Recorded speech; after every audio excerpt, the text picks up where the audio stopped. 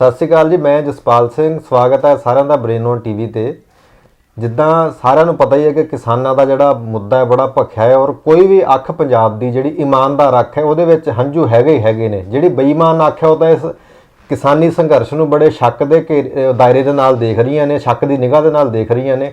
ਕੁਝ ਲੋਕ ਤਾਂ ਕਿਸਾਨਾਂ ਨੂੰ ਗੁੰਡੇ, ਬਦਮਾਸ਼, ਲੋਟੂ ਤੇ ਖਾਲਿਸਤਾਨੀ ਪਤਾ ਨਹੀਂ ਕਿਸ ਕਿਸਮ ਦੀਆਂ ਗੰਦੇ ਤੋਂ ਗੰਦੇ ਸ਼ਬਦ ਜਿਹੜੇ ਯੂਜ਼ ਕਰ ਰਹੇ ਨੇ ਕਿਸਾਨਾਂ ਵਾਸਤੇ। ਔਰ ਜਿਹੜਾ ਭਾਰਤੀ ਮੀਡੀਆ ਸਾਰੀਆਂ ਹੀ ਮਤਲਬ ਹੱਦਾਂ ਪਾਰ ਕਰਕੇ ਜਿਹੜਾ ਇੱਕ ਚਾਪਲੂਸੀ ਵਾਲਾ ਮਤਲਬ ਹਰ ਤਰੀਕੇ ਦਾ ਜਿਹੜਾ ਕਰਨ ਲੱਗੇ ਹੋਏ ਨੇ, ਉਹ ਸਾਰੀ ਦੁਨੀਆ ਦੇ ਸਾਹਮਣੇ ਆ। ਪਰ ਇਹਦੇ ਵਿੱਚ ਇਸ ਮੋਰਚੇ ਦੇ ਵਿੱਚ ਕੁਝ ਗੱਲਾਂ ਸਮਝਣ ਵਾਲੀਆਂ ਨੇ। ਉਹ ਗੱਲਾਂ ਕੀ ਨੇ, ਉਹ ਕੁਝ ਨਵੇਂ ਪੱਖ ਵੀ ਦੇਖਣੇ ਪੈਣਗੇ, ਕਿਉਂਕਿ ਅਸੀਂ ਬੜਾ ਕੁਝ ਪਹਿਲਾਂ ਵੀ ਦੇਖਿਆ, ਕਈ ਕੁਝ ਗਵਾਇਆ ਵੀ ਆ ਪੰਜਾਬ ਨੇ। ਔਰ ਅਸੀਂ ਨਹੀਂ ਚਾਹੁੰਦੇ ਕੋਈ ਵੀ ਬੰਦਾ ਪੰਜਾਬ ਦਾ ਵੀ ਕੁਝ ਸਾਨੂੰ ਦੁਬਾਰਾ ਨੁਕਸਾਨ ਹੋਵੇ ਕਿਸੇ ਕਿਸਮ ਦਾ ਵੀ। ਸੋ ਉਹ ਥੋੜ੍ਹੀਆਂ ਜਿਹੀਆਂ ਗੱਲਾਂ ਬਾਤਾਂ ਲੈ ਕੇ ਅਸੀਂ ਜਾਣੇ ਮਾਣੇ ਇਤਿਹਾਸਕਾਰ ਨੇ ਡਾਕਟਰ ਗੁਰਦਰਸ਼ਨ ਸਿੰਘ ਢਿੱਲੋਂ ਜੀ, ਉਹਨਾਂ ਨਾਲ ਚਰਚਾ ਕਰਾਂਗੇ ਛੋਟੀ ਜਿਹੀ ਇੱਕ। ਸਰ ਤੁਹਾਡਾ ਬਹੁਤ ਬਹੁਤ ਸਵਾਗਤ ਹੈ। ਮਿਹਰਬਾਨੀ ਜੀ, ਧੰਨਵਾਦ ਤੁਹਾਡਾ। ਵਾਹਿਗੁਰੂ ਜੀ ਕਾ ਖਾਲਸਾ, ਵਾਹਿਗੁਰੂ ਜੀ ਕੀ ਫਤਿਹ ਜੀ। ਸਰ ਜਿਵੇਂ ਮੋਰਚੇ ਤਾਂ ਚਲੋ ਹਿੰਦੁਸਤਾਨ ਦੇ ਵਿੱਚ ਕਈ ਵਾਰੀ ਕਿਸਾਨਾਂ ਨੇ ਪ੍ਰੋਟੈਸਟ ਕੀਤੇ ਆ, ਦੁਨੀਆ ਦੇ ਵਿੱਚ ਵੀ ਹੋਏ ਹੋਣਗੇ, ਲੇਕਿਨ ਜਿਹੜਾ ਆ ਸਿੱਖਾਂ ਦਾ ਖਾਸ ਕਰਕੇ ਪ੍ਰੋਟੈਸਟ ਹੈ ਕਿਸਾਨਾਂ ਦਾ, ਪੰਜਾਬ ਦੇ ਕਿਸਾਨਾਂ ਦਾ, ਇਹਦੀ ਇੱਕ ਚਰਚਾ ਵੱਖਰੇ ਹੀ ਅੰਦਾਜ਼ ਦੇ ਵਿੱਚ ਹੋ ਰਹੀ ਹੈ। ਕੁਝ ਲੋਕ ਤਾਂ ਚਲੋ ਜਿਹੜੇ ਸੱਤਾਧਾਰੀ ਪੱਖ ਦੇ ਲੋਕ ਨੇ ਉਹਨਾਂ ਨੇ ਤਾਂ ਗਾਲਾਂ ਕੱਢਣੀਆਂ ਨੇ, ਲੇਕਿਨ ਜਿਹੜਾ ਇੱਕ ਨਿਊਟਰਲ ਬੰਦਾ ਹੈ ਉਹ ਬੜੇ ਮਤਲਬ ਉਤਸ਼ਾਹਤ ਵੀ ਹੈ, ਉਹਨੂੰ ਚੰਗਾ ਵੀ ਮਹਿਸੂਸ ਹੋ ਰਿਹਾ ਕਿ ਹਾਂ ਕਿਸਾਨਾਂ ਨੇ ਕੋਈ ਚੜ੍ਹਦੀ ਕਲਾ ਦਾ ਸੰਕੇਤ ਦਿੱਤਾ ਔਰ ਉਮੀਦਾਂ ਵੀ ਇਸ ਦੇਸ਼ ਦੇ ਵਿੱਚ ਦਿੱਤੀਆਂ। ਤਾਂ ਮਤਲਬ ਜਿਹੜੇ ਦੂਸਰੇ ਪ੍ਰੋਟੈਸਟ ਹੁੰਦੇ ਰਹੇ ਜਾਂ ਦੁਨੀਆ ਵਿੱਚ ਕੁਝ ਕਿਸਾਨ ਰੈਵੋਲੂਸ਼ਨ ਆਏ, ਉਹਨਾਂ ਦੇ ਨਾਲੋਂ ਇਹ ਕਿਵੇਂ ਵੱਖਰਾ ਤੁਸੀਂ ਮੰਨਦੇ ਹੋ? ਤੁਹਾਡਾ ਇਹਦੇ ਬਾਰੇ ਕੀ ਕਹਿਣਾ? ਦੇਖੋ, ਜਿਹੜੇ ਦੁਨੀਆ ਦੇ ਦੂਸਰੇ ਜਿੰਨੇ ਵੀ ਰੈਵੋਲੂਸ਼ਨ ਆਏ ਆ ਜੀ, ਚਾਹੇ ਤਾਂ ਹੈਗਾ ਫ੍ਰੈਂਚ ਰੈਵੋਲੂਸ਼ਨ ਜੀ, ਚਾਹੇ ਰਸ਼ੀਅਨ ਰੈਵੋਲੂਸ਼ਨ, ਚਾਹੇ ਅਮਰੀਕਨ ਰੈਵੋਲੂਸ਼ਨ ਜੀ, ਇਸੇ ਤਰੀਕੇ ਦੇ ਨਾਲ ਹਿੰਦੁਸਤਾਨ ਦੇ ਵਿੱਚ ਵੀ ਆਏ ਆ। ਲੇਕਿਨ ਸਾਰੇ ਰੈਵੋਲੂਸ਼ਨ ਜਿਹੜੇ ਆਏ ਆ ਜੀ ਉਹ ਖੂਨ ਦੇ ਨਾਲ ਆਏ ਆ। ਇੱਕ ਉਹਦੇ ਚ ਖੂਨ ਰਿਹਾ, ਇੱਕ ਦੂਜੇ ਨੂੰ ਮਾਰਿਆ ਗਿਆ, ਕਤਲੋ ਗਾਰਤ ਹੋਈ ਆ, ਜਿਹਦੇ ਚ ਕਾਫੀ ਲੋਕ ਬੇਗੁਨਾਹ ਵੀ ਮਾਰੇ ਗਏ ਵਿਚਾਰੇ। ਰਸ਼ੀਅਨ ਰੈਵੋਲੂਸ਼ਨ ਚ ਲੱਖਾਂ ਬੰਦੇ, ਇਸੇ ਤਰ੍ਹਾਂ ਫ੍ਰੈਂਚ ਰੈਵੋਲੂਸ਼ਨ ਦੇ ਵਿੱਚ, ਅਮਰੀਕਨ ਰੈਵੋਲੂਸ਼ਨ ਜਿਹੜਾ ਉਹਦੇ ਵਿੱਚ ਵੀ ਇਸੇ ਕਿਸਮ ਦੀ ਗੱਲ ਜੀ। ਪਹਿਲਾ ਇੱਕ ਵਾਹਦ ਰੈਵੋਲੂਸ਼ਨ ਹੈ ਜੀ ਜੋ ਮੈਂ ਸਮਝਦਾ, ਉਹ ਇਤਿਹਾਸਿਕ ਤੌਰ ਦੇ ਉੱਤੇ ਪੀਸਫੁਲ ਨਾਨ ਵਾਇਲੈਂਟ ਰੈਵੋਲੂਸ਼ਨ ਹੈ ਜੀ ਜੀ ਜੀ, ਜਿਸ ਦੇ ਵਿੱਚ ਖੂਨ ਖਰਾਬੇ ਦੀ ਤਾਂ ਗੱਲ ਤੁਸੀਂ ਛੱਡ ਹੀ ਦਿਓ ਜੀ, ਲੇਕਿਨ ਕਿਸੇ ਨਾਲ ਕੋਈ ਅਪਸ਼ਬਦ ਵੀ ਇਸਤੇਮਾਲ ਨਹੀਂ ਕੀਤਾ ਗਿਆ, ਕਿਸੇ ਦੇ ਖਿਲਾਫ ਨਹੀਂ ਕੀਤਾ ਗਿਆ, ਕਿਸੇ ਨੂੰ ਇਸ ਕਿਸਮ ਦਾ ਗਾਲੀ ਗਲੋਚ ਨਹੀਂ ਦਿੱਤਾ ਗਿਆ, ਕਿਸੇ ਨੂੰ ਕਿਸੇ ਕਿਸਮ ਦੀ ਨੀਚਤਾ ਵਾਲੀ ਸ਼ਬਦਾਵਲੀ ਨਹੀਂ ਵਰਤੀ ਗਈ ਜੀ ਜੀ ਜੀ। ਇਹ ਆਪਣੇ ਆਪ ਦੇ ਵਿੱਚ ਇੱਕ ਐਸਾ ਵਧੀਆ ਰੈਵੋਲੂਸ਼ਨ ਆ ਜਿਹੜਾ ਮਾਸ ਅਪਸਰਜ ਹੈ ਜੀ ਜੀ ਜੀ। ਮਤਲਬ ਇਸ ਕਿਸਮ ਦੇ ਰੈਵੋਲੂਸ਼ਨ ਜਿਸ ਤਰ੍ਹਾਂ ਦਾ ਜਿਹਦੇ 'ਚ ਕੋਈ ਲੀਡਰਸ਼ਿਪ ਨਹੀਂ ਹੈ, ਮਾਫ ਕਰਨਾ ਜੀ, ਉਹ ਆਪਣੇ ਆਪ ਨੂੰ ਜਿਹੜੇ ਲੀਡਰ ਜ਼ਰੂਰ ਕਹਿੰਦੇ ਆ ਵੀ ਅਸੀਂ ਲੀਡਰ ਆ, ਲੇਕਿਨ ਜਿਸ ਕਿਸਮ ਦੀ ਮਾਸ ਅਪਸਰਜ ਜੀ, ਇਹ ਸਿਰਫ ਸਿੱਖ ਰੈਵੋਲੂਸ਼ਨ 'ਚ ਹੀ ਹੋਈ ਹੈ ਜੀ ਜੀ। ਸਿੱਖ ਰੈਵੋਲੂਸ਼ਨ ਦੇ ਵਿੱਚ ਹਮੇਸ਼ਾ ਹੀ ਮਾਸ ਅਪਸਰਜ ਹੁੰਦੀ ਹੈ। ਇਸ ਕਰਕੇ ਇਸ ਮਾਸ ਅਪਸਰਜ ਦੀ ਬਹੁਤ ਸਾਰੀਆਂ ਯੂਨੀਕ ਤੇ ਵੱਡਮੁੱਲੀਆਂ ਜਿਹੜੀਆਂ ਕੰਟਰੀਬਿਊਸ਼ਨਸ ਤੇ ਕੈਰੈਕਟਰਸ ਹੈਗੇ ਆ ਜੀ, ਜਿਹੜੇ ਦੂਜੇ ਰੈਵੋਲੂਸ਼ਨ 'ਚ ਸਾਨੂੰ ਨਹੀਂ ਮਿਲਦੇ। ਦੇਖੋ, ਤੁਸੀਂ ਫ੍ਰੈਂਚ ਰੈਵੋਲੂਸ਼ਨ ਦੀ ਗੱਲ ਕੀਤੀ ਜੀ, ਉਹਦੇ 3 ਸਲੋਗਨ ਸੀਗੇ, ਲਿਬਰਟੀ, ਇਕੁਐਲਿਟੀ ਐਂਡ ਫਰਟਰਨਿਟੀ। ਬਹੁਤ ਉੱਚ ਕੋਟੀ ਦੇ ਜਿਹੜੇ ਬੰਦੇ ਸੀ ਉਹਨਾਂ ਨੇ ਉਹਨਾਂ ਨੂੰ ਕੰਟਰੀਬਿਊਟ ਕੀਤਾ ਸੀ ਆਪਣੀਆਂ ਲਿਖਤਾਂ ਰਾਹੀਂ, ਆਪਣੇ ਬੋਲਾਂ ਰਾਹੀਂ, ਆਪਣੇ ਲੈਕਚਰਸ ਰਾਹੀਂ, ਲੇਕਿਨ ਉਸ ਦੀ ਬਹੁਤ ਵੱਡੀ ਕੰਟਰੀਬਿਊਸ਼ਨ ਉਹਦਾ ਆਊਟਪੁੱਟ ਨਹੀਂ ਹੋ ਸਕਿਆ ਜੀ। ਉਹਦੇ ਬਾਰੇ ਇੱਕ ਕਿਹਾ ਜਾਂਦਾ ਕਿ Napoleon was the child of revolution who killed his own mother. ਇਹਦਾ ਮਤਲਬ ਕੀ? ਇਹਦਾ ਮਤਲਬ ਮੈਂ ਦੱਸਦਾ ਜੀ। ਇਹ ਸਾਰੇ ਰੈਵੋਲੂਸ਼ਨ ਦੇ ਵਿੱਚੋਂ ਨੈਪੋਲੀਅਨ ਨਿਕਲਿਆ ਜੀ, ਔਰ ਜਿਹੜਾ ਉਸ ਰੈਵੋਲੂਸ਼ਨ ਦੇ ਵਿੱਚੋਂ ਕੀ ਬਣਨਾ ਚਾਹੀਦਾ ਸੀ ਕਿ ਜਿਹੜੀ ਮੋਨਾਰਕੀ ਸੀ ਉਹਨਾਂ ਨੂੰ ਗਿਲੋਟਾਈਨ, ਉਹਨਾਂ ਨੂੰ ਮਾਰ ਦਿੱਤਾ ਗਿਆ ਸੀ। ਗਿਲੋਟਾਈਨ ਕਹਿੰਦੇ ਉਹ ਬੜਾ ਉੱਤੋਂ ਗਿਰਦਾ ਹੁੰਦਾ, ਉਹਦੇ ਨਾਲ ਗਰਦਨ ਟੁੱਟ ਜਾਂਦੀ। ਓਕੇ, ਤਾਂ ਉਹ ਉਸ ਦੇ ਵਿੱਚੋਂ ਨਿਕਲਣੀ ਸੀ ਲਿਬਰਟੀ, ਇਕੁਐਲਿਟੀ ਐਂਡ ਫਰਟਰਨਿਟੀ ਜੀ। ਲਿਬਰਟੀ ਆਜ਼ਾਦੀ, ਹਰ ਇੱਕ ਮਨੁੱਖ ਦਾ ਅਧਿਕਾਰ ਹੈ ਜਿਹੜਾ। ਇਕੁਐਲਿਟੀ, ਫਰਟਰਨਿਟੀ, ਬ੍ਰਦਰਹੁੱਡ ਜਿਸ ਨੂੰ ਕਹਿੰਦੇ ਆ।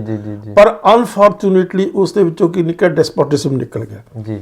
ਜਿਹੜਾ ਨੈਪੋਲੀਅਨ ਸੀ ਉਹ ਡਿਸਪੋਟਿਕ ਸੀਗਾ, ਡਿਸਪੋਟਿਕ ਸੀ, ਜਿਸ ਨੇ ਆਪਣੇ ਸਾਰੇ ਜਦੋਂ ਬਣਿਆ ਜਦੋਂ ਰੂਲਰ ਬਣਿਆ ਉਸਨੇ ਸਾਰੇ ਅਧਿਕਾਰ ਆਪਣੇ ਹੱਕ ਵਿੱਚ ਲੈ ਲਏ, ਜਿਸ ਤਰ੍ਹਾਂ ਮੋਦੀ ਸਾਹਿਬ ਨੇ ਲਏ ਵੇ ਜੀ ਜੀ। ਤਾਂ ਇਸੇ ਕਿਸਮ ਦਾ ਉਹਦਾ ਵੀ ਕੈਰੈਕਟਰ ਸੀ, ਆਟੋਕ੍ਰੈਟਿਕ ਕੈਰੈਕਟਰ ਸੀ। ਲੋਕਾਂ ਨੂੰ ਕਿਸੇ ਕਿਸਮ ਦੀ ਕੋਈ ਆਜ਼ਾਦੀ ਦੇਣ ਦਾ ਸਵਾਲ ਹੀ ਨਹੀਂ ਸੀ ਪੈਦਾ। ਉਹਨੇ ਸਾਰੇ ਇੰਸਟੀਟਿਊਸ਼ਨ ਖਤਮ ਕਰਤੇ ਸੀ। ਜੀ ਜੀ ਇਸ ਕਰਕੇ ਉਹਦਾ ਇੱਕ ਈਡੀਅਮ ਉਹਦੇ ਬਾਰੇ ਆਮ ਇਤਿਹਾਸ ਦੇ ਵਿੱਚ ਕਿਹਾ ਜਾਂਦਾ ਕਿ Napoleon was the child of revolution ਜੀ ਹੂ ਕਿਲਡ ਹਿਜ਼ ਓਨ ਮਦਰ। ਆਪਣੀ ਮਾਂ ਹੀ ਮਾਰਤੀ। ਆਪਣੀ ਮਾਂ ਮਤਲਬ ਰੈਵੋਲੂਸ਼ਨ ਜਿਹਦੇ ਚੋਂ ਨਿਕਲਿਆ ਸੀ ਉਸ ਨੂੰ ਇਹ ਖਤਮ ਕਰ ਦਿੱਤਾ। ਉਹਨਾਂ ਦੇ ਕਮਾਲ ਦੇ ਜਿਹੜੇ ਆਈਡੀਅਲ ਸੀਗੇ ਲਿਬਰਟੀ, ਇਕੁਐਲਿਟੀ, ਫਰਟਰਨਿਟੀ, ਉਹ ਖਤਮ ਕਰ। ਜਿਸ ਤਰ੍ਹਾਂ ਹੁਣ ਆਪਣਾ ਹਿੰਦੁਸਤਾਨ ਦੇ ਵਿੱਚ ਅਸੀਂ ਕਹਿ ਦਿੰਦੇ ਵੀ India is a republic is a hope, ਪਰ ਹੈ ਕਿ ਇੰਡੀਆ ਜਿਹੜੀ Indian republic is a gives us fear, ਡਰ ਪੈਦਾ। ਅੱਜ ਸਾਰੇ ਮੁਲਕ ਦੇ ਵਿੱਚ ਸਭ ਤੋਂ ਵੱਡੀ ਜੇ ਕੋਈ ਕੰਟਰੀਬਿਊਸ਼ਨ ਮੈਂ ਕਹਿਣੀ ਹੋਵੇ ਬਤੌਰ ਇਤਿਹਾਸ ਦੇ ਵਿਦਿਆਰਥੀ ਦੀ ਤਾਂ ਉਹ ਮੋਦੀ ਦੀ ਹੈ ਕਿ ਉਹਨੇ ਡਰ ਪੈਦਾ ਕਰਤਾ ਜੀ। ਹਰ ਆਦਮੀ ਡਰਿਆ ਹੋਇਆ, ਹਰ ਇਨਸਾਨ ਨੂੰ, ਚਾਹੇ ਕੋਈ ਕਰਪਟ ਹੈ ਉਹ ਵੀ ਡਰਿਆ ਹੋਇਆ। ਉਹਨੇ ਤਾਂ ਡਰਨਾ ਚਾਹੀਦਾ, ਲੇਕਿਨ ਜਿਹੜਾ ਕਰਪਟ ਨਹੀਂ ਵੀ ਹੈ ਉਹ ਵੀ ਜਿਹੜਾ 2 ਟਾਈਮ ਦੀ ਕਮਾ ਕੇ ਖਾਂਦਾ ਸੀ ਉਹ ਵੀ ਡਰਿਆ ਹੋਇਆ ਵੀ ਪਤਾ ਨਹੀਂ ਕੀ ਹੋ ਜਾਣਾ। ਇਨਸਿਕਿਉਰਿਟੀ ਦੀ ਫੀਲਿੰਗ ਜਨਰੇਟ ਹੋ ਗਈ ਹੈ ਇਸ ਮੁਲਕ ਦੇ, ਜੋ ਮਰਜ਼ੀ ਮੋਦੀ ਸਾਹਿਬ ਕਹਿੰਦੇ ਰਹੇ, ਪਰ ਆਮ ਜਨਤਾ ਦੇ ਵਿੱਚ ਇੱਕ ਤਰ੍ਹਾਂ ਦਾ ਫੀਅਰ ਕੰਪਲੈਕਸ ਪੈਦਾ ਕਰ ਦਿੱਤਾ ਮੋਦੀ ਸਾਹਿਬ ਦੀ ਇਹ ਕੰਟਰੀਬਿਊਸ਼ਨ। ਇਸੇ ਕਿਸੇ ਨੇ ਨੈਪੋਲੀਅਨ ਨੇ ਕੀਤਾ। ਅੱਗੇ ਚਲੋ ਰਸ਼ੀਅਨ ਰੈਵੋਲੂਸ਼ਨ, ਉਸ ਦੇ ਚ ਲੱਖਾਂ ਬੇਗੁਨਾਹ ਲੋਕਾਂ ਦਾ ਕਤਲੋਗਾਰਤ ਕੀਤਾ। ਇਹ ਕਤਲੋਗਾਰਤ ਸਰਕਾਰ ਵੱਲੋਂ ਹੋਇਆ ਸੀ ਜਾਂ ਨਹੀਂ, ਜਿਹੜੇ ਰੈਵੋਲੂਸ਼ਨਰੀਜ਼ ਨੇ ਕੀਤਾ ਸੀ। ਅੱਛਾ, ਮਤਲਬ ਜਿਹੜੇ ਮੰਨਦੇ ਨਹੀਂ ਸੀ, ਜਿਹੜੇ ਜਿਨ੍ਹਾਂ ਲੋਕਾਂ ਨੇ ਜ਼ਾਰ ਦੇ ਖਿਲਾਫ ਬਗਾਵਤ, ਜ਼ਾਰ ਉੱਥੇ ਦੇ ਰੂਲਰ ਨੂੰ ਕਹਿੰਦੇ ਰਸ਼ੀਅਨ ਰੂਲ, ਉਹਨਾਂ ਦੇ ਖਿਲਾਫ ਬਗਾਵਤ, ਪਹਿਲਾਂ ਉਹਨਾਂ ਨੂੰ ਮਾਰਿਆ, ਫਿਰ ਇਸੇ ਤਰੀਕੇ ਨਾਲ ਜਿਹੜੇ ਜ਼ਾਰ ਦੇ ਸਪੋਰਟਰ ਸੀ ਉਹਨਾਂ ਦਾ ਕਤਲੋਗਾਰਤ ਕੀਤਾ। ਫਿਰ ਜਿਹੜੇ ਉਸ ਮੁਲਕ ਦੇ ਵਸਿੰਦੇ ਵੀ ਸੀ ਲੱਖਾਂ ਦੀ ਤਾਦਾਦ ਦੇ ਵਿੱਚ ਉਹ ਵਿਚਾਰੇ ਮਾਰੇ ਗਏ। ਇਸੇ ਤਰੀਕੇ ਨਾਲ ਜਿਹੜਾ ਅਮਰੀਕਨ ਰੈਵੋਲੂਸ਼ਨ ਆ, ਇਸ ਰੈਵੋਲੂਸ਼ਨ ਆਫ ਬਲੱਡ। ਇਸੇ ਤਰੀਕੇ ਦੇ ਨਾਲ ਹੁਣ ਤੁਸੀਂ ਚਾਈਨਾ ਦੇ ਵਿੱਚ ਹੋਇਆ, ਮਾਓ ਜ਼ੇਤੁੰਗ ਨੇ ਲੱਖਾਂ ਕਿਸਾਨਾਂ ਦਾ ਕਤਲੋਗਾਰਤ ਕੀਤਾ, ਕਿਸਾਨਾਂ ਨਾਲ ਚਿੜੀਆਂ ਵੀ ਸਭ ਕੁਝ ਮਰਵਾਤਾ ਜੋ ਅੱਗੇ ਆਇਆ, ਬਗੈਰ ਸੋਚੇ ਬਗੈਰ ਸਮਝੇ ਵਿਚਾਰੇ ਜਿਸ ਤਰੀਕੇ ਦੀ ਹੁਣ ਮੋਦੀ ਸਾਹਿਬ ਇਸ ਕਿਸਮ ਦੀਆਂ ਗੱਲਾਂ ਕਰਦੇ, ਕਿਸੇ ਦੀ ਸਲਾਹ ਨਹੀਂ ਕਰਦੇ, ਕਿਸੇ ਤੋਂ ਕਿਸੇ ਕਿਸਮ ਦਾ ਸੁਜੈਸ਼ਨ ਨਹੀਂ ਲੈਂਦੇ। ਕਿੰਨੇ ਸਿਆਣੇ ਸੂਝਵਾਨ ਇਸ ਮੁਲਕ ਦੇ ਲੋਕ ਆ, ਇਸ ਮੁਲਕ 'ਚ ਬੈਠੇ ਬਾਹਰਲੇ ਮੁਲਕਾਂ ਦੇ ਜਿਹੜੇ ਜਿੰਨੇ ਵੀ ਜਿਹੜੇ ਕਾਰਨ ਕੋਲ ਆ ਉਹਨਾਂ ਦੀ ਸਲਾਹ ਲੈਂਦੇ ਆ, ਪਰ ਮੋਦੀ ਸਾਹਿਬ ਨੇ ਕਦੇ ਕਿਸੇ ਦੀ ਸਲਾਹ ਨਹੀਂ। ਚਾਹੇ ਨੋਟਬੰਦੀ ਕੀਤੀ ਆ ਤਾਂ ਨਹੀਂ ਸਲਾਹ, ਜਾਂ ਸਟੇਟਮੈਂਟ ਦਿੱਤੀ ਆ ਵੀ ਮੈਂ 15 ਲੱਖ, ਜਾਂ ਕਿਹਾ ਵੀ ਚੰਗੇ ਦਿਨ ਆਉਣ ਵਾਲੇ, ਕਦੇ ਕਿਸੇ ਦੀ ਸਲਾਹ ਨਹੀਂ। ਆਪਣਾ ਜੋ ਮੂੰਹ ਮੁਹਾਂਦਰਾ ਹੁੰਦਾ ਉਹ ਬੋਲੀ। ਅੱਜ ਜਿਵੇਂ ਹੁਣ ਮਨ ਕੀ ਬਾਤ ਕੀਤੀ ਹੈ, ਕਿਸਾਨ ਤਾਂ ਪਿਸ ਰਿਹਾ ਸੜਕਾਂ ਦੇ ਉੱਤੇ, ਬਾਰਡਰ ਦੇ ਉੱਤੇ ਬੈਠਾ, ਉਹ ਸਰਦੀ ਦੇ ਵਿੱਚ ਮਤਲਬ ਉਹਦੇ ਤੇ ਠੰਡੇ ਪਾਣੀ ਦੀਆਂ ਵਿਛਾੜਾਂ ਕੀਤੀਆਂ ਜਾ ਰਹੀਆਂ, ਡੰਡੇ ਉਹਨਾਂ ਦੇ ਮਾਰੇ ਜਾ ਰਹੇ ਆ। ਇਸੇ ਤਰੀਕੇ ਦੇ ਨਾਲ ਮਤਲਬ ਉਹਨਾਂ ਨੂੰ ਕਿਸ ਤਰੀਕੇ ਨਾਲ ਜ਼ਲੀਲ ਕੀਤਾ ਜਾ ਰਿਹਾ, ਬੁੱਢਿਆਂ ਨੂੰ, ਬਜ਼ੁਰਗਾਂ ਨੂੰ, ਔਰਤਾਂ ਨੂੰ, ਜਵਾਨ ਬੱਚਿਆਂ ਨੂੰ। ਤਾਂ ਇਸ ਕਰਕੇ ਉਹ ਮਤਲਬ ਮਨ ਕੀ ਬਾਤ ਦੇ ਵਿੱਚ ਕਹਿ ਰਿਹਾ ਵੀ ਮੈਂ ਐਸੇ ਕਾਨੂੰਨ ਦਿੱਤੇ ਆ ਜਿਨ੍ਹਾਂ ਦਾ ਲੋਕ ਫਾਇਦਾ ਉਠਾਉਣਾ ਸ਼ੁਰੂ ਹੋ ਗਿਆ। ਅਰੇ ਕਿੱਥੇ ਫਾਇਦਾ ਹੋਣਾ ਸ਼ੁਰੂ ਹੋ ਗਿਆ? ਤੁਹਾਨੂੰ ਜ਼ਰੂਰ ਫਾਇਦਾ ਹੋਣਾ ਸ਼ੁਰੂ ਹੋ ਗਿਆ, ਕਿਉਂਕਿ ਤੁਸੀਂ ਜਿਨ੍ਹਾਂ ਬੰਦਿਆਂ ਨਾਲ ਵਾਅਦੇ ਕੀਤੇ ਹੋਏ, ਜਿਹੜੇ ਤੁਹਾਡੇ ਸਪੋਰਟਰ ਆ, ਜਿਹੜੇ ਤੁਹਾਡੇ ਬਹੁਤ ਵੱਡੇ ਧਨਾੜ ਤੁਹਾਡੀ ਬੈਕ ਦੇ ਉੱਤੇ ਬੈਠੇ ਆ, ਜਿਹੜੇ ਆਪਣੇ ਚੈਨਲ ਚਲਾ ਰਹੇ, ਹੁਣ ਜਿਵੇਂ TV 18 ਆ, ਉਹਦੇ 60 ਜਾਂ 70 ਚੈਨਲ ਆ ਅੰਬਾਨੀ ਦੇ, ਉਹ ਗੁਣਗਾਨ ਗਾ ਰਹੇ ਆ 24 ਘੰਟੇ। ਰਿਪਬਲਿਕ ਆ, ਹੋਰ ਅੱਜ ਕਿੰਨਿਆਂ ਦੇ ਨਾਂ ਲਵਾਂ, ਮੈਂ ਨਾਂ ਨਹੀਂ ਲੈਣੇ ਚਾਹੁੰਦਾ ਬਹੁਤਿਆਂ ਦੇ। ਤੋ ਇਹ ਸਾਰੀ ਚੀਜ਼ ਜਿਹੜੀ ਹੈਗੀ ਆ, ਇਹ ਇੱਕ ਬਹੁਤ ਬੜਾ ਛੜਯੰਤਰ ਹੈ। ਮਤਲਬ ਪੂਰੀ ਪਲੈਨਿੰਗ ਕਰਕੇ ਆਏ ਨੇ ਵੀ ਹਮਲਾ ਕਰਨਾ ਸੀ। ਹਮਲਾ ਨਹੀਂ, ਵੀ ਜੋ ਵੀ ਕਿਸੇ ਦੀ ਜੇਬ 'ਚ ਜੋ ਵੀ ਕੁਝ ਹੈ ਉਹਦੀ ਜੇਬ 'ਚੋਂ ਕੱਢ ਕੇ ਅੰਬਾਨੀਆਂ ਅਡਾਨੀਆਂ ਦੀ ਜੇਬ 'ਚ ਪਾ ਦੇਣਾ, ਔਰ ਉਸ ਤੋਂ ਬਾਅਦ ਉਹ ਮੇਰੀ ਸਪੋਰਟਰ ਬਣਨਗੇ, ਮੈਨੂੰ ਹਮੇਸ਼ਾ ਲਈ ਇਸ ਮੁਲਕ ਦੇ ਜਿਹੜੀ ਤਾਕਤ ਆ, ਸਿਆਸੀ ਤਾਕਤ ਦੇ ਵਿੱਚ ਬਿਠਾਈ ਰੱਖਣਗੇ। ਮੈਂ ਤੁਹਾਨੂੰ ਇੱਕ ਗੱਲ ਇੱਥੇ ਦੱਸਣੀ ਚਾਹੁੰਦਾ, ਬੜੀ ਇੰਪੋਰਟੈਂਟ ਜੀ। ਹੁਣੇ ਜੀ ਕੁਛ ਦਿਨਾਂ ਦੇ ਵਿੱਚ ਹੀ 3-4 ਦਿਨ ਦੀ ਗੱਲ ਆ, ਇੰਡੀਆ ਦਾ ਤੇ ਆਸਟ੍ਰੇਲੀਆ ਦਾ ਕ੍ਰਿਕਟ ਮੈਚ ਹੋਇਆ। ਹਾਂਜੀ, ਤੁਸੀਂ ਵੀ ਦੇਖਿਆ, ਪਰ ਤੁਸੀਂ ਇੱਕ ਗੱਲ ਨੋਟ ਨਹੀਂ ਕੀਤੀ ਹੋਣੀ ਜੀ। ਉਸ ਦੇ ਵਿੱਚ ਕੁਝ ਜਿਹੜੇ ਗੋਰੇ ਲੋਕ ਸੀ ਉੱਥੇ ਦੇ ਵਸਿੰਦੇ, ਉਹਨਾਂ ਨੇ ਵੱਡੇ ਪਲੇ ਕਾਰਡ ਲੈ ਕੇ ਕਿਹਾ ਵੀ ਅਡਾਨੀਆਂ ਨੂੰ ਜਿਹੜਾ $1 ਬਿਲੀਅਨ ਦਾ, $1 ਬਿਲੀਅਨ ਕਿੰਨਾ ਹੁੰਦਾ, 1000 ਕਰੋੜ ਰੁਪਈਆ ਲੋਨ ਦਵਾਇਆ ਮੋਦੀ ਨੇ ਸਟੇਟ ਬੈਂਕ, ਜਿਹੜਾ ਸਰਕਾਰੀ ਸਭ ਤੋਂ ਵੱਡਾ ਬੈਂਕ ਆ, ਉਹਦੇ ਰਾਹੀਂ ਅਡਾਨੀ ਨੂੰ। ਉਹਨਾਂ ਨੇ ਵਿਚਾਰਿਆਂ ਨੇ, ਜਿਹੜੇ ਉੱਥੇ ਦੇ ਗੋਰੇ ਆ, ਉਹਨਾਂ ਨੇ ਪਲੇ ਕਾਰਡ ਉੱਥੇ, ਕਿਉਂਕਿ ਇੰਡੀਆ ਤੇ ਆਸਟ੍ਰੇਲੀਆ ਦਾ ਮੈਚ ਸੀ, ਉੱਥੇ ਲੈ ਕੇ ਖੜੇ, ਪ੍ਰੋਟੈਸਟ ਕੀਤਾ, ਆਪਣਾ ਬਹੁਤ ਸੀਰੀਅਸ ਪ੍ਰੋਟੈਸਟ ਕੀਤਾ। ਕਿਉਂ ਕੀਤਾ? ਕਿਉਂਕਿ ਉੱਥੇ ਜਿਹੜੀਆਂ ਕਾਲਾਂ ਹੈਗੀਆਂ ਇਸ ਦੀਆਂ ਕੋਲੇ ਦੀਆਂ ਬਹੁਤ ਵੱਡੀਆਂ ਕਾਲਾਂ, ਔਰ ਉਹਨਾਂ ਕਾਲਾਂ ਦੇ ਵਿੱਚ ਕੁਝ ਜਾਨਵਰ ਰਹਿੰਦੇ ਆ ਜੀ, ਜਿਹੜੇ ਸਦੀਆਂ ਹਜ਼ਾਰਾਂ ਸਾਲਾਂ ਤੋਂ ਵਿਚਾਰੇ ਪੁਰਾਣੇ ਉੱਥੇ ਜਾਨਵਰ ਨੇ, ਪੁਰਾਣੇ ਜਾਨਵਰ, ਜੀ, ਜੀ, ਜੀ। ਉਹ ਆਪਣੀ ਇਕੋਲੋਜੀ ਲਈ ਬੜੇ ਚਿੰਤਤ ਆ ਉੱਥੋਂ ਦੇ ਲੋਕ ਜੀ, ਵੀ ਸਾਡੀ ਇਕੋਲੋਜੀ, ਸਾਡੇ ਜਿਹੜੇ ਜੀਵ ਜੰਤੂ ਆ ਉਹ ਰਹਿਣੇ ਚਾਹੀਦੇ। ਤਾਂ ਇਹਨਾਂ ਨੇ ਕੀ ਕਰਨਾ, ਜਦੋਂ ਜਿਹੜੀਆਂ ਕਾਲਾਂ ਖੋਦੀਆਂ ਜਾਣੀਆਂ ਤਾਂ ਉਹਨਾਂ ਜਾਨਵਰਾਂ ਦਾ, ਵਿਚਾਰਿਆਂ ਦਾ ਜਿਹੜੀ ਜਿਨ੍ਹਾਂ ਦਾ ਉੱਥੇ ਰਹਿਣ ਦਾ ਸਦੀਆਂ ਅਰਬਾਂ ਖਰਬਾਂ ਸਾਲਾਂ ਤੋਂ ਵਿਚਾਰੇ ਉੱਥੇ ਰਹਿੰਦੇ ਆ, ਉਹਨਾਂ ਨੇ ਵਿਚਾਰੇ ਨੇ ਮਰ ਜਾਣਾ। ਤਾਂ ਉਹਨਾਂ ਨੇ ਜਿਹੜੇ ਗੋਰੇ ਲੋਕਾਂ ਨੇ ਉਸ ਮੈਚ ਦੇ ਵਿੱਚ ਪਰ ਬਦਕਿਸਮਤੀ ਦੇ ਨਾਲ ਉਸ ਦੇ ਸਿਰਫ ਫਲੈਸ਼ਸ ਦਿਖਾਏ ਆ ਇੰਡੀਅਨ ਮੀਡੀਆ ਨੇ। ਉਹਨੂੰ ਹਾਈਲਾਈਟ ਕਰਨਾ ਚਾਹੀਦਾ ਸੀ, ਲੋਕਾਂ ਨੂੰ ਸੁਚੇਤ ਕਰਨਾ ਚਾਹੀਦਾ ਸੀ ਕਿ ਕਿਸ ਤਰੀਕੇ ਨਾਲ ਜਿਹੜੇ ਮੋਦੀ ਸਾਹਿਬ ਆ ਅਡਾਨੀਆਂ ਅੰਬਾਨੀਆਂ ਨੂੰ ਇਸ ਕਿਸਮ ਦੇ ਬੜੀਆਂ ਸਹੂਲਤਾਂ ਦੇ ਕੇ, ਕੋਈ ਉਹ ਆਪਣੇ ਆਪ ਚ ਅਮੀਰ ਨਹੀਂ, ਅਡਾਨੀ ਦੇ 4 ਹੱਥ ਨਹੀਂ ਲੱਗੇ ਵੇ, ਇਸੇ ਤਰ੍ਹਾਂ ਅੰਬਾਨੀ ਦੇ 8 ਹੱਥ ਨਹੀਂ ਲੱਗੇ ਵੇ, ਉਹ ਸਾਰਾ ਪੈਸਾ ਲੋਕਾਂ ਦਾ, ਜਿਹੜਾ ਬੈਂਕ ਦੇ ਵਿੱਚ ਪੈਸਾ ਕਿਹਦਾ, ਲੋਕਾਂ ਦਾ ਪੈਸਾ, ਉਹ ਪੈਸਾ ਬੜੀਆਂ ਮਤਲਬ ਸਹੂਲਤਾਂ ਦੇ ਨਾਲ, ਬੜੇ ਕਨਸੈਸ਼ਨ ਦੇ ਕੇ ਇਹਨਾਂ ਲੋਕਾਂ ਨੂੰ ਦਿੱਤੇ ਜਾਂਦੇ ਆ, ਔਰ ਉਹ ਪੈਸੇ ਦੇ ਨਾਲ ਅੱਗੇ ਜਾ ਕੇ ਉਹ ਇਸ ਕਿਸਮ ਦੀਆਂ ਸ਼ਰਾਰਤਾਂ ਇਸ ਮੁਲਕ 'ਚ ਵੀ ਕਰਦੇ, ਇਸ ਮੁਲਕ ਤੋਂ ਬਾਹਰ ਵੀ ਕਰਦੇ। ਆ ਜਿਹੜੀ ਹੈਗੀ 3 ਜਿਹੜੇ ਕਾਨੂੰਨ ਆ, ਕਾਲੇ ਕਾਨੂੰਨ ਕਿਸਾਨਾਂ ਨੂੰ ਤਬਾਹ ਕਰਨ ਦੇ ਲਈ, ਇਹ ਸਾਰੀ ਉਸ ਬੜੇ ਵੱਡੇ ਛੜਯੰਤਰ ਦਾ ਇੱਕ ਪਾਰਟ ਹੈ। ਕਿਸ ਤਰੀਕੇ ਦੇ ਨਾਲ ਪੰਜਾਬ ਦੇ, ਹਰਿਆਣਾ ਦੇ, ਵੈਸਟਰਨ ਯੂਪੀ ਦੇ ਕਿਸਾਨਾਂ ਨੂੰ ਤਬਾਹ ਕਰਨਾ, ਜਿਹੜਾ 2 ਪੈਸੇ 4 ਪੈਸੇ ਉਹਨਾਂ ਦੀ ਜੇਬ 'ਚ ਹੈ ਜਾਂ ਉਹਨਾਂ ਦੇ ਬੈਂਕਾਂ 'ਚ ਹੈ, ਉਹਨਾਂ ਨੂੰ ਕਿਸ ਤਰੀਕੇ ਨਾਲ ਲੁੱਟਣਾ, ਕਿਸ ਤਰੀਕੇ ਨਾਲ ਉਹਨਾਂ ਦੀ ਜਿਹੜੀ ਫਰਟਾਈਲ ਜ਼ਮੀਨਾਂ ਹੈ ਉਹਨਾਂ ਨੂੰ ਹੜੱਪ ਕਰਨਾ ਸੀ। ਤਾਂ ਇਹ ਹੜੱਪ ਕਰਨ ਦੀ ਇੱਕ ਐਕਸਰਸਾਈਜ਼ ਹੈ, ਉਸ ਦਾ ਇਹ ਰੈਵੋਲੂਸ਼ਨ ਦਾ ਪਾਰਟ ਹੈ। ਸਰ ਮੈਂ ਇੱਕ ਗੱਲ ਕਰਨੀ ਚਾਹੁੰਦਾ, ਜਿਵੇਂ ਸਟਾਰਟਿੰਗ 'ਚ ਆਪਣੀ ਗੱਲ ਹੋਈ ਸੀ ਰੈਵੋਲੂਸ਼ਨ ਬਾਰੇ, ਜਿਹੜਾ ਹੁਣ ਤੁਸੀਂ ਵੀ ਕਿਹਾ ਵੀ ਇਹ ਦੁਨੀਆ ਦਾ ਸ਼ਾਇਦ ਪਹਿਲਾ ਹੀ ਰੈਵੋਲੂਸ਼ਨ ਹੈ ਜਿਹੜਾ ਬੜੇ ਵਧੀਆ ਤਰੀਕੇ ਨਾਲ ਚੱਲ ਰਿਹਾ, ਤਾਂ ਇਹਦੇ ਪਿੱਛੇ ਤੁਹਾਨੂੰ ਲੱਗਦਾ ਵੀ ਗੁਰੂ ਨਾਨਕ ਸਾਹਿਬ ਦੀ ਸਪਿਰਿਟ ਆ? ਜਿਵੇਂ ਐਬਸੋਲੂਟਲੀ ਜੀ, ਦੇਖੋ ਗੁਰੂ ਨਾਨਕ ਨੇ ਸਭ ਤੋਂ ਉੱਤਮ ਕਿਹੜੀ ਚੀਜ਼ ਮੰਨੀ ਹੈ? ਕਿਸਾਨੀ ਮੰਨੀ ਜੀ। ਉੱਤਮ ਖੇਤੀ, ਮੱਧ ਵਪਾਰ, ਤਿਰਗ ਚਾਕਰੀ। ਉੱਤਮ ਖੇਤੀ ਆ, ਖੇਤੀ ਇੱਕ ਸੇਕ੍ਰੇਡ ਪ੍ਰੋਫੈਸ਼ਨ ਆ ਜਿਸ ਦੇ ਵਿੱਚ ਕੋਈ ਮਿਲਾਵਟ ਨਹੀਂ ਹੋ ਸਕਦੀ, ਜਿਸ ਦੇ ਵਿੱਚ ਕੋਈ ਘਾਟਾ ਵਾਧਾ ਨਹੀਂ ਹੋ ਸਕਦਾ। ਸਾਫ਼ ਸੁਥਰੀ ਕਣਕ ਤੁਸੀਂ ਵੇਚਣੀ ਹੈ, ਸਾਫ਼ ਸੁਥਰੇ ਚੌਲ ਦਾਲਾਂ ਵੇਚਣੀ ਹੈ, ਤੁਸੀਂ ਉਸ ਦੇ ਵਿੱਚ ਕੀ ਮਿਲਾਵਟ ਕਰ ਲੋਗੇ? ਤੁਸੀਂ ਜੇ ਮਿਲਾਵਟ ਕਰੋਗੇ ਅਗਲਾ ਦੂਸਰੀ ਵਾਰ ਤੋਂ ਖਰੀਦੇਗਾ ਨਹੀਂ। ਤਾਂ ਇਸ ਕਰਕੇ ਇੱਕ ਐਸਾ ਵਪਾਰ ਹੈ, ਇੱਕ ਐਸਾ ਪ੍ਰੋਫੈਸ਼ਨ ਆ ਖੇਤੀ ਦਾ, ਐਗਰੀਕਲਚਰ ਦਾ, ਜਿਸ ਦੇ ਵਿੱਚ ਪਿਓਰਿਟੀ ਆ, ਜਿਸ ਦੇ ਵਿੱਚ ਖੂਨ ਪਸੀਨੇ ਦੀ ਉਸ ਦੀ ਕਮਾਈ ਆ, ਕਿਸਾਨ ਦੀ ਜਿਹੜਾ ਕਿਰਤ ਕਰ ਰਿਹਾ। ਕਿਰਤ ਜਿਹੜੀ ਹੈ ਉਹ ਸਭ ਤੋਂ ਉੱਤਮ ਆ ਸਿੱਖੀਜ਼ਮ ਦੇ ਵਿੱਚ, ਸਮਝੇ ਕਿ ਨਹੀਂ? ਤੋ ਕਿਰਤ ਕਰਨੀ, ਅੱਗੇ ਕੀ ਹੈ? ਵੰਡ ਛਕਣਾ, ਫਿਰ ਨਾਮ ਜਪਣਾ, ਸਭ ਤੋਂ ਤੀਜੇ ਨੰਬਰ ਤੇ ਨਾਮ ਜਪਣਾ ਉਹਦਾ। ਸਭ ਤੋਂ ਪਹਿਲਾਂ ਕਿਰਤ ਜਿਹੜੀ ਹੈ ਸਿਰਫ ਖੇਤੀ ਦੇ ਵਿੱਚ ਹੀ ਹੈ, ਧਰਮ ਦੇ ਨਾਲ ਨਾ, ਫਿਰ ਨਾਮ ਵੀ ਜਦ ਤੁਸੀਂ ਜਪਣਾ ਤੇ ਫਿਰ ਵੰਡ ਵੀ ਛਕਣਾ। ਦੇਖੋ ਸਿੱਖ ਕਿਸੇ ਵੀ ਜਿਹੜੇ ਡਾਂਗਾ ਮਾਰ ਰਹੇ ਸੀ ਪੁਲਿਸ ਵਾਲੇ, ਉਹਨਾਂ ਨੂੰ ਵੀ ਨਾਲ ਬਿਠਾ ਕੇ ਭੋਜਨ ਛਕਾਇਆ, ਨਾਲ ਵੀ ਬੜੇ ਪਿਆਰ ਨਾਲ। ਤੋ ਬੜੀ ਮਤਲਬ ਦਰਦਨਾਕ ਗੱਲ ਆ। ਹੁਣ 22 ਸਾਲ ਦਾ ਸਿੱਖ ਮੁੰਡਾ ਇੱਧਰ ਬਾਰਡਰ ਦੇ ਉੱਤੇ ਮਾਰਿਆ ਗਿਆ, ਤਰਨ ਦੇ ਕੋਲ, ਮੈਨੂੰ ਉਹਦਾ ਨਾਮ ਭੁੱਲ ਗਿਆ, ਸੁਖਵੀਰ ਪਤਾ ਨਹੀਂ ਕੀ, ਜੋ ਵੀ ਹੈਗਾ ਸਾਰੀ ਦੁਨੀਆ ਨੂੰ ਪਤਾ। ਉਸ ਦੇ ਪਿਓ ਨੂੰ ਪੁੱਛਿਆ ਵੀ ਤੇਰਾ ਕੀ ਵਿਚਾਰ ਆ ਜੋ ਪੰਜਾਬ ਦਾ ਸੰਘਰਸ਼ ਚੱਲਿਆ ਕਿਸਾਨਾਂ ਦਾ? ਉਹਨੇ ਖੁੱਲ੍ਹੇ ਤੌਰ ਤੇ ਕਿਹਾ ਵੀ ਮੈਂ 100% ਇਸ ਸੰਘਰਸ਼ ਨੂੰ, ਕਿਸਾਨਾਂ ਦੇ ਸੰਘਰਸ਼ ਨੂੰ ਸਪੋਰਟ ਕਰਦਾ। 22 ਸਾਲ ਦਾ ਬੱਚਾ ਗਵਾ, ਨੌਜਵਾਨ ਬੱਚਾ, ਮਤਲਬ ਕਿੱਡੀ ਵੱਡੀ ਗੱਲ। ਕਿੰਨਾ ਲੋਕਾਂ ਦੀਆਂ ਜਿਹੜੀਆਂ ਵਿਚਾਰਾਂ, ਕਿੰਨਾ ਲੋਕਾਂ ਦੇ ਜਿਹੜੇ ਸੈਂਟੀਮੈਂਟ ਤੇ ਇਮੋਸ਼ਨਸ ਇਸ ਗੱਲ ਦੇ ਨਾਲ ਜੁੜੇ ਹੋਏ। ਜੀ ਮਾਫ ਕਰਨਾ, ਜੇ ਕੋਈ ਲੀਡਰ ਇਹ ਕ੍ਰੈਡਿਟ ਲੈਣਾ ਚਾਹੁੰਦਾ ਵੀ ਮੈਂ ਉਭਾਰ ਕੀਤਾ, ਨਹੀਂ।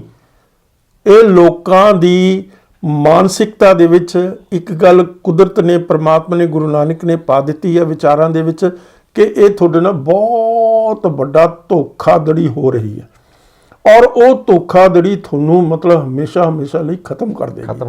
ਤੁਹਾਡੀ ਜਿਹੜੀ ਧਰਤੀ ਮਾਂ ਤੁਹਾਤੋਂ ਖੋਹੀ ਜਾਏਗੀ, ਔਰ ਤੁਹਾਡੀਆਂ ਆਉਣ ਵਾਲੀਆਂ ਜਿਹੜੀਆਂ ਜਿਨਸਾਂ ਹੈਗੀਆਂ, ਮੈਂ ਸੁਣੀਆਂ ਟੀਵੀ ਦੇ ਉੱਤੇ, ਸੋਸ਼ਲ ਮੀਡੀਆ ਦੇ ਉੱਤੇ, ਕਿਸ ਤਰ੍ਹਾਂ ਵਿਚਾਰੀਆਂ ਪਿੰਡਾਂ ਦੀਆਂ ਬੁੜੀਆਂ ਜਿਨ੍ਹਾਂ ਨੇ ਮਤਲਬ ਕਦੇ, ਮੇਰਾ ਨਹੀਂ ਖਿਆਲ 2 ਅੱਖਰ ਵੀ ਪੜ੍ਹੇ ਹੋਣਗੇ, ਉਹ ਵਿਚਾਰੀਆਂ ਘਰ ਜਾ ਕੇ ਰਾਸ਼ਨ ਮੰਗ ਰਹੀਆਂ ਕਿ ਭਾਈ ਅਸੀਂ ਉੱਥੇ ਭੇਜਣਾ, ਸਾਡੇ ਕਿਸਾਨ ਭਰਾ, ਸਾਡੇ ਕਿਸਾਨ ਪਿਓ ਭਰਾ ਭਤੀਜੇ ਉੱਥੇ ਰੁਲ ਰਹੇ, ਉਹਨਾਂ ਨੂੰ ਭੋਜਨ ਛਕਾਉਣਾ ਸੀ।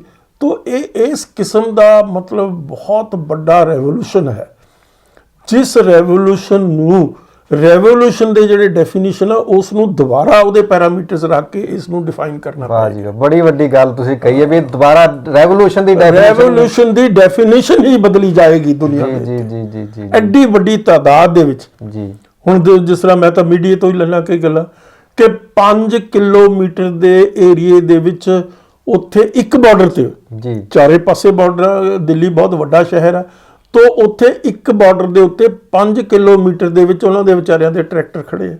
ਔਰ ਕਿਸ ਤਰੀਕੇ ਦੇ ਨਾਲ ਇੱਕ ਵਿਚਾਰਾ ਮਕੈਨਿਕ ਮਾਰਿਆ ਗਿਆ। ਮੈਨੂੰ ਬੜੀ ਦੁੱਖ ਦੀ ਗੱਲ ਆ। ਉਹ ਜਾਨੀ ਵਿਚਾਰਾ ਕੌਣ ਸੀ?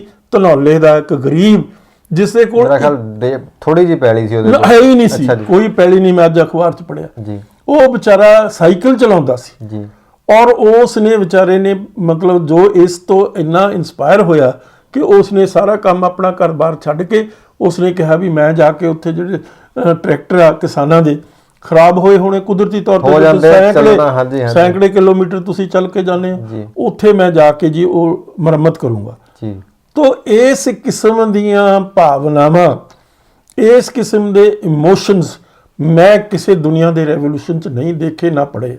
ਮੈਂ ਸਾਰੀ ਦੁਨੀਆ ਦੀ ਹਿਸਟਰੀ ਪੜ੍ਹੀ ਵੀ ਹੈ ਜੀ। ਸਾਰੇ ਰੈਵੋਲੂਸ਼ਨ ਬੜੇ ਧਿਆਨ ਨਾਲ, ਫ੍ਰੈਂਚ ਰੈਵੋਲੂਸ਼ਨ ਅਸੀਂ ਪੜ੍ਹਾਉਂਦੇ ਹੁੰਦੇ ਸੀ, ਰਸ਼ੀਅਨ ਰੈਵੋਲੂਸ਼ਨ ਵੀ, ਮੈਂ ਰਸ਼ੀਅਨ ਹਿਸਟਰੀ ਵੀ ਟੀਚ ਕੀਤੀ ਹੈ ਪੰਜਾਬ ਯੂਨੀਵਰਸਿਟੀ ਦੇ ਵਿੱਚ, ਚੰਡੀਗੜ੍ਹ ਦੇ ਵਿੱਚ। ਇਸੇ ਤਰੀਕੇ ਦੇ ਨਾਲ ਮੈਂ ਅਮਰੀਕਨ ਰੈਵੋਲੂਸ਼ਨ ਵੀ ਸਟੱਡੀ ਕੀਤਾ।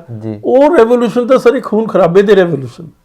ਇਹ ਰੈਵੋਲੂਸ਼ਨ ਪੀਸਫੁਲ ਰੈਵੋਲੂਸ਼ਨ ਹੈ, ਨਾਨ ਵਾਇਲੈਂਟ ਰੈਵੋਲੂਸ਼ਨ ਹੈ, ਡੈਮੋਕ੍ਰੈਟਿਕ ਰੈਵੋਲੂਸ਼ਨ ਹੈ। ਇਸ ਨੇ ਰੈਵੋਲੂਸ਼ਨ ਦੀ ਜਿਹੜੀ ਪਰਿਭਾਸ਼ਾ ਉਹ ਬਦਲ ਦਿੱਤੀ ਹੈ। ਕਿਉਂਕਿ ਜਦੋਂ ਅਸੀਂ ਸਮੇਂ 'ਚ ਲਿਖੀ ਜਾਏਗੀ, ਹਾਂ ਆਉਣ ਵਾਲੇ ਸਮੇਂ 'ਚ ਲਿਖੀ ਜਾਏਗੀ ਔਰ ਇਸ ਨੂੰ ਡਿਸਕਸ ਕੀਤਾ ਜਾਏਗਾ, ਇਸ ਨੂੰ ਡਿਬੇਟ।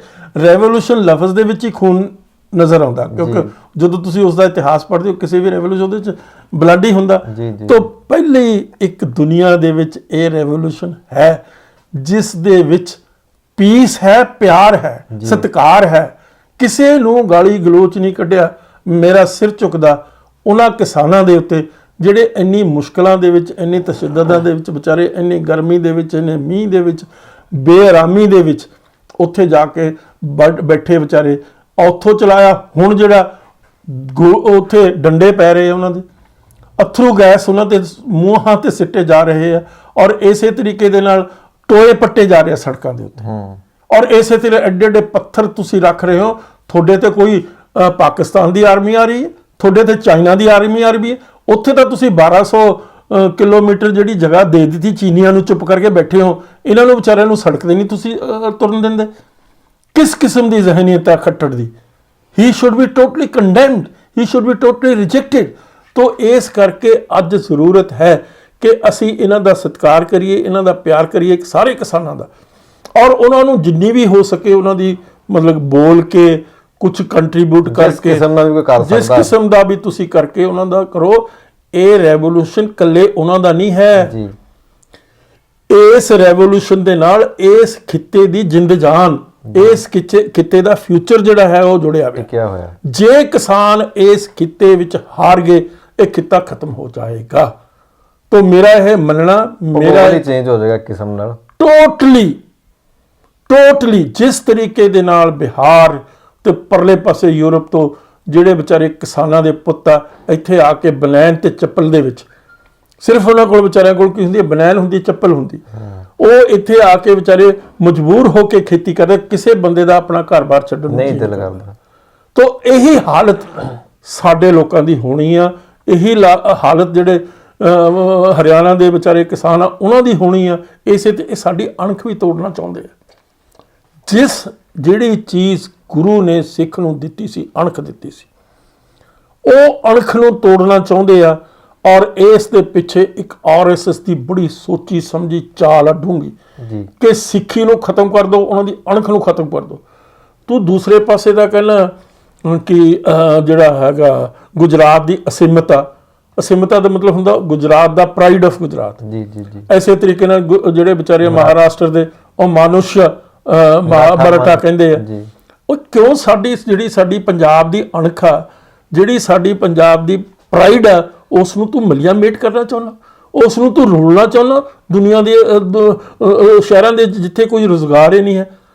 ਤੋ ਇਸ ਕਰਕੇ ਅੱਜ ਜ਼ਰੂਰਤ ਹੈ ਜਿਹੜੇ ਕਿਸਾਨ ਦੇ ਪੁੱਤ ਨਹੀਂ ਵੀ ਹੈਗੇ ਉਹਨਾਂ ਨੂੰ ਵੀ ਖੜੇ ਹੋਣ ਦੀ ਲੋੜ ਹੈ, ਕਿਉਂਕਿ ਕਿਸਾਨਾਂ ਦੇ ਨਾਲ ਆੜ੍ਹਤੀਏ ਜੁੜੇ ਹੋਏ 32,000 ਆੜ੍ਹਤੀਏ ਪੰਜਾਬ ਦੇ ਵਿੱਚ। ਜੀ ਜੀ।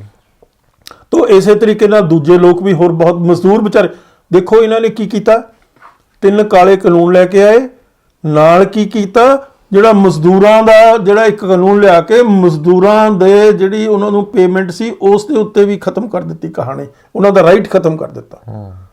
ਤੋ ਇਹ ਬਹੁਤ ਬੜਾ ਛੜਯੰਤਰ ਹੈ, ਬਹੁਤ ਵੱਡੀ ਸ਼ਰਾਰਤ ਹੈ, ਔਰ ਇਸ ਦੇ ਕਨਸਪੀਰੇਸੀ ਦੇ ਵਿੱਚ ਹਿੰਦੁਸਤਾਨ ਦੇ ਧਨਾੜ ਜਿਹੜੇ ਉਹ ਰਲੇ ਹੋਏ ਆ, ਔਰ ਨਾਲ ਜਿਹੜਾ ਹੈ RSS ਦੀ ਆਈਡੀਓਲੋਜੀ ਨੂੰ ਚੱਲਣ ਵਾਲੇ ਜਿਹੜੇ ਲੋਕ ਆ ਉਹ ਇਸ ਨੂੰ ਖਤਮ ਕਰਨ ਦੇ ਲਈ ਉਸ ਦੀ ਰਹਿਨੁਮਾਈ ਕਰ ਰਹੇ ਆ ਮੋਦੀ ਦੀ ਲੀਡਰਸ਼ਿਪ ਦੇ। ਜਿਹੜਾ ਜਿਵੇਂ ਹੁਣ 3 ਆਰਡੀਨੈਂਸ ਲਿਆਂਦੇ ਇਹਨਾਂ ਨੇ, ਇਹਦੇ ਵਿੱਚ ਕਿਹਾ ਗਿਆ ਵੀ ਜਿਵੇਂ SDM ਲੈਵਲ ਤੱਕ ਹੀ ਤੁਹਾਡੀ ਸੁਣਵਾਈ ਹੋ ਸਕਦੀ ਹੈ, ਅਦਾਲਤਾਂ ਦਾ ਰਾਈਟ ਹੀ ਖਤਮ। SDM ਨੂੰ ਤਾਂ ਇੱਕ ਛੋਟਾ ਜਿਹਾ ਲੀਡਰ ਵੀ, ਕਿਸੇ ਪਿੰਡ ਦਾ ਸਰਪੰਚ ਵੀ ਜੇ ਰੂਲਿੰਗ ਪਾਰਟੀ ਨਾਲ ਜੁੜਿਆ ਹੋਇਆ ਤਾਂ ਉਹ ਵੀ ਧਮਕਾ ਦਿੰਦਾ, ਅਸੀਂ ਦੇਖਿਆ ਹੋਇਆ ਇਦਾਂ ਕਰਦੇ ਹੋਏ ਨੂੰ। ਤਾਂ ਮਤਲਬ ਜਿਹੜਾ ਹੁਣ ਇਹ ਕਾਨੂੰਨ ਅੱਜ ਤੋਂ ਪਹਿਲਾਂ ਵੀ ਜਿਵੇਂ ਕੋਈ ਸਰਕਾਰ ਆਈ, ਜਿਵੇਂ ਗੋਰੇ ਆਏ ਜਾਂ ਮੁਗਲ ਸੀ ਇੱਥੇ, ਉਹਨਾਂ ਨੇ ਵੀ ਕੁਝ ਇਦਾਂ ਦਾ ਕਰਨ ਉਹਨਾਂ ਨੇ ਕੀਤਾ। ਦੇਖੋ ਰੋਲਟ ਬਿੱਲ ਲੈ ਕੇ ਆਏ ਜੀ, Rowlatt C home secretary C government of ਜਿਹੜੀ ਬ੍ਰਿਟਿਸ਼ ਗਵਰਨਮੈਂਟ ਦਾ, ਉਹਨੇ ਐਕਟ ਬਣਾਏ ਸੀ ਵੀ ਕੋਈ ਜਿਹੜਾ ਹਿੰਦੁਸਤਾਨੀ ਆ ਕਿਸੇ ਕਿਸਮ ਦੀ ਸਿਆਸੀ ਆਵਾਜ਼ ਹੀ ਨਾ ਉਠਾ ਸਕੇ। ਜੇ ਆਵਾਜ਼ ਉਹ ਉਠਾਏ ਉਸ ਨੂੰ ਅੰਦਰ ਕਰ ਦੋ, ਜਿਸ ਤਰ੍ਹਾਂ UPA ਹੈ ਜਾਂ ਦੂਸਰੇ ਉਹਨਾਂ ਨੂੰ ਅੰਦਰ ਕਰ ਦੋ, ਨਾ ਉਹਨਾਂ ਨੂੰ ਵਕੀਲਾਂ ਦੀ ਮਤਲਬ ਦਿੱਤੀ ਜਾਵੇ ਪਰਮਿਸ਼ਨ ਵੀ ਉਹ ਵਕੀਲ ਕਰ ਸਕਦੇ ਆ, ਕੋਈ ਕਿਸੇ ਕਿਸਮ ਦੀ ਦਲੀਲ ਨਹੀਂ, ਸਿੱਧੇ ਜਾਓ ਅੰਦਰ, ਔਰ ਉਹਨਾਂ ਦੀ ਕੋਈ ਸੁਣਵਾਈ ਨਹੀਂ, ਕੋਈ ਉਹਨਾਂ ਦੀ ਜ਼ਮਾਨਤ ਨਹੀਂ, ਕੋਈ ਪੁੱਛ ਪ੍ਰਤੀਤ ਨਹੀਂ। ਐਗਜ਼ੈਕਟਲੀ ਉਹੀ ਗੱਲ ਕੀਤੀ ਹੈ ਇਸਨੇ। ਆ 3 ਜਿਹੜੇ ਆਰਡੀਨੈਂਸ ਆ ਜਿਸ ਦੇ ਵਿੱਚ SDM ਤੇ DC ਵਿਚਾਰਾ ਕੀ ਉਹਦੀ ਔਕਾਤ ਆ ਅੰਬਾਨੀ ਦੇ ਖਿਲਾਫ, ਅਡਾਨੀ ਦੇ ਖਿਲਾਫ ਕੋਈ ਗੱਲ ਬੋਲ ਸਕੇ ਹੋ? ਬੋਲ ਹੀ ਨਹੀਂ ਸਕਦੇ। ਅੱਜ ਵੀ ਜਿਹੜੀਆਂ ਜਿੱਥੇ ਵੀ ਅਰਬਨਾਈਜੇਸ਼ਨ ਹੋ ਰਹੀ ਹੈ ਉਹਦੇ ਵਿੱਚ ਜਿਹੜੇ ਵਿਚਾਰੇ ਗਰੀਬ ਕਿਸਾਨਾਂ ਦੀਆਂ ਜ਼ਮੀਨਾਂ ਐਕਵਾਇਰ ਕਰ ਰਹੇ ਆ ਨਾ ਇਹ ਲੋਕ, ਵੱਡੇ ਅੰਬਾਨੀ ਅਡਾਨੀ ਡਿਵੈਲਪਰ ਜਿਹੜੇ ਹੈਗੇ ਆ, ਉਹਦੇ ਵਿੱਚ ਇੱਕ ਗਰੀਬ ਜਿਹੜਾ ਕਿਸਾਨ ਜਿਹਦੀ ਜ਼ਮੀਨ ਤੇ ਉਹਨਾਂ ਨੇ ਪੋਜੈਸ਼ਨ ਕਰ ਲਿਆ, ਉਹਦੀ ਤਾਂ ਕੋਈ ਔਕਾਤ ਹੀ ਨਹੀਂ, ਨਾ ਉਹ ਵਿਚਾਰਾ ਵਕੀਲ ਕਰ ਸਕਦਾ, ਨਾ ਕਿਸੇ ਨੂੰ ਅਪਰੋਚ ਕਰ ਸਕਦਾ। ਇਹ ਸ਼ਰਾਰਤ ਮੋਦੀ ਸਾਹਿਬ ਨੇ ਪਹਿਲਾਂ ਕੀਤੀ ਸੀ ਲੈਂਡ ਐਕੁਜੀਸ਼ਨ ਐਕਟ ਨੂੰ ਬਦਲਣ ਦੀ, ਔਰ ਉਸ ਵੇਲੇ ਵੀ ਜਿਹੜੇ ਸੁਚੇਤ ਲੋਕ ਆ ਇਸ ਮੁਲਕ ਦੇ ਉੱਠੇ, ਜਿਹੜਾ ਕਿ ਐਕਟ ਬਣਿਆ ਸੀ ਮਨਮੋਹਨ ਸਿੰਘ ਦੀ ਸਰਕਾਰ ਵਿੱਚ, ਕਿ ਉਸ ਦੇ ਵਿੱਚ ਉਸ ਨੂੰ ਤੁਹਾਨੂੰ ਮੁਆਵਜ਼ਾ ਦੇਣਾ ਪਏਗਾ ਔਰ ਕੰਸੈਂਟ ਲੈਣੀ ਪਏਗੀ, ਸਹਿਮਤੀ ਜਿਹੜਾ ਹੈਗਾ ਮਾਲਕ ਆ ਜ਼ਮੀਨ ਦਾ ਉਸ ਦੀ ਸਹਿਮਤੀ ਲੈਣੀ ਪਏਗੀ। ਉਸ ਨੂੰ ਬਦਲਣ ਦੀ ਬਹੁਤ ਜ਼ਿਆਦਾ ਯਤਨਸ਼ੀਲ ਹੋਏ ਸੀ ਮੋਦੀ ਸਾਹਿਬ, ਪਰ ਬਹੁਤ ਖੁਸ਼ਕਿਸਮਤੀ ਵਾਲੀ ਗੱਲ ਹੈ ਕਿ ਬਚ ਕੇ ਉਹਦੇ 'ਚ ਕਿਸਾਨ ਨੇ ਫਸਣਾ ਸੀ।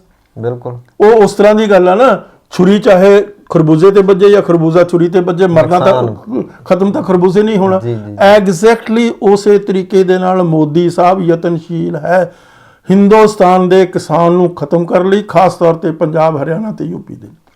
ਸਰ ਜਿਵੇਂ ਆਪਾਂ ਦੇਖਦੇ ਹਾਂ ਕਿ ਸ਼ਾਹੀਨ ਬਾਗ ਦੇ ਵਿੱਚ ਮੋਰਚਾ ਲੱਗਾ CAA ਦੇ ਖਿਲਾਫ, ਹੈ ਨਾ, ਔਰ ਜਿਨ੍ਹਾਂ ਨੇ ਮੋਰਚੇ ਲਾਏ ਪੀਸਫੁਲੀ ਪ੍ਰੋਟੈਸਟ ਵਿਚਾਰੀਆਂ ਔਰਤਾਂ ਕਰ ਰਹੀਆਂ ਸੀ, ਔਰ ਕਈ ਮੁਸਲਮਾਨ ਦੇ ਮਾਨਾਂ ਦੇ ਉੱਪਰ ਹੀ ਪਰਚੇ ਦਰਜ ਕਰਤੇ। ਇੱਕ ਡਾਕਟਰ ਸੀ ਉਹਦੇ ਉੱਪਰ ਵੀ ਕਿੰਨੇ ਸਾਲ UP ਦੇ ਵਿੱਚ ਬੈਠਾ ਤੇ ਮਤਲਬ ਕਿੰਨਾ ਕੁਛ ਕੀਤਾ।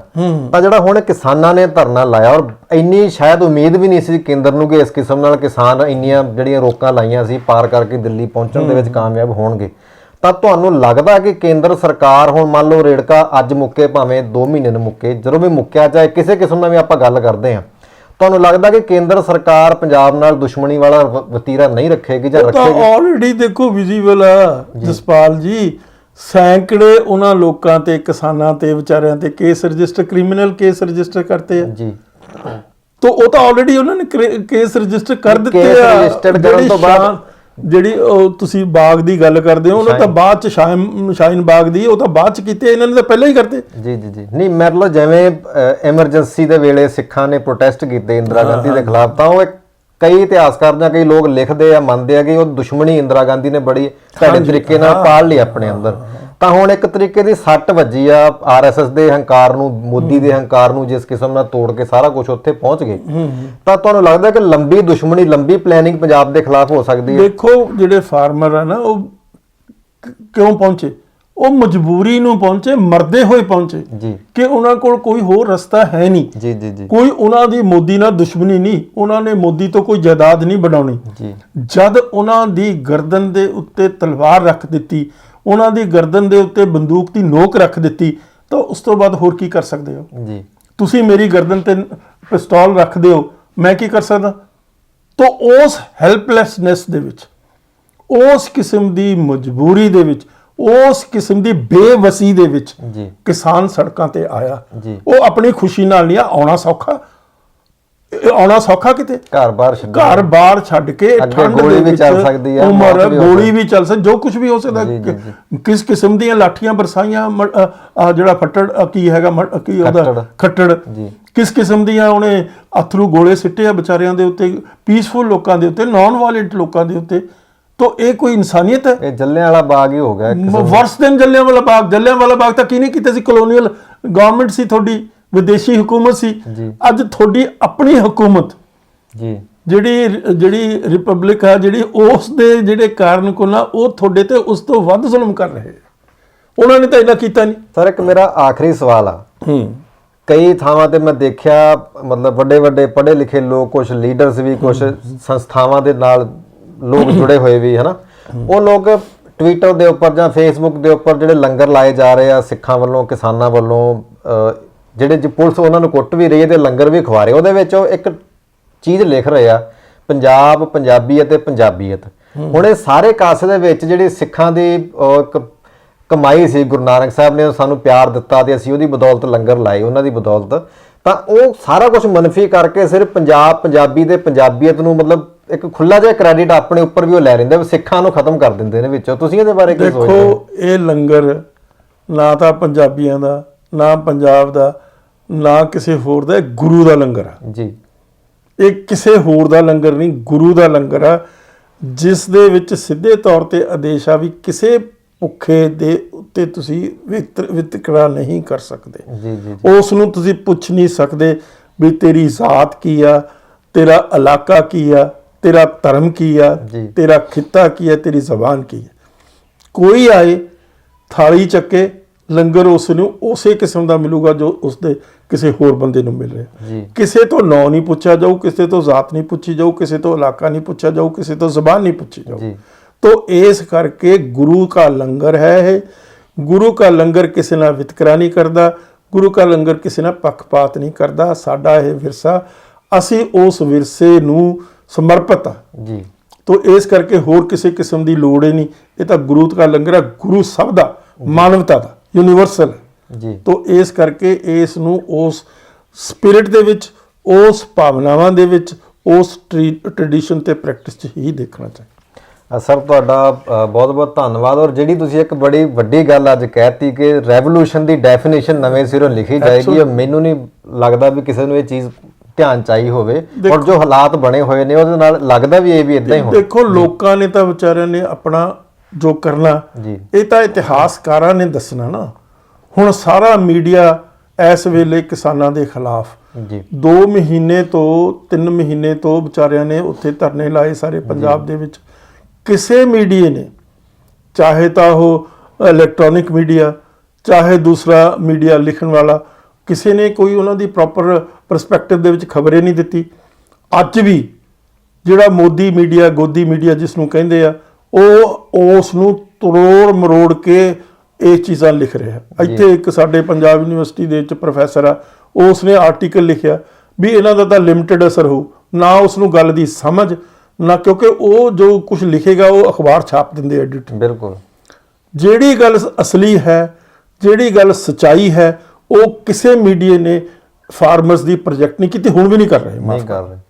तो इस करके जरूरत है कि असी अपनी सच्चाई ते खड़े रहिए, असी अपनी ईमानदारी ते खड़े रहिए, असी किसानां दे हक विच खड़े रहिए।